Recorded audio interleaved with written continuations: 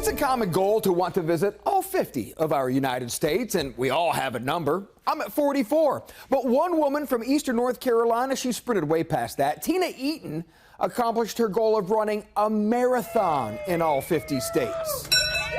You know, when I crossed the finish line, I was pretty emotional. I got, teary-eyed, and it was a long journey for me. Tina is hitting her 50th state today. Massachusetts was the last Tina had to check off her list. And just to see that goal come to life and come to fruition and actually finish it felt pretty amazing. Now, Tina actually started this journey by running a 5K. 1996, it was a 5K on the 4th of July. It was so hot.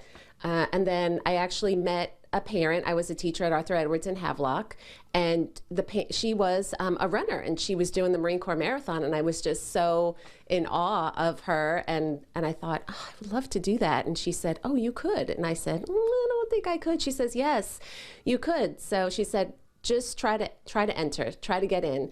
Ken and I both got in, and we ran it. My husband served in the military for over 30 years, and just being there with the Marines and running through our nation's capital, that's pretty special. It was going to be a one and done type of thing, and then it was, okay, well, we'll do this again every year. And then it just compounded, and every spring break, summer vacation, winter break, we were finding races.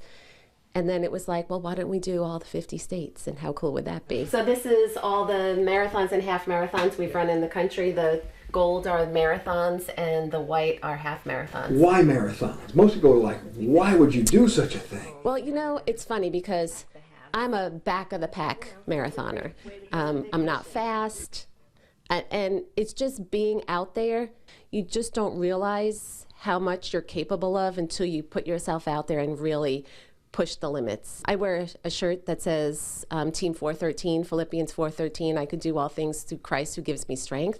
And when you're out there doing something like that, you really rely on, your faith and just knowing, wow, how grateful I am to be out here and pushing my body and being healthy enough to get up every morning and run and walk and just take care of myself. Two crazy people. But she hasn't reached the finish line yet. Tina's husband, Kenny, is 2 states away from joining her on the 50 list.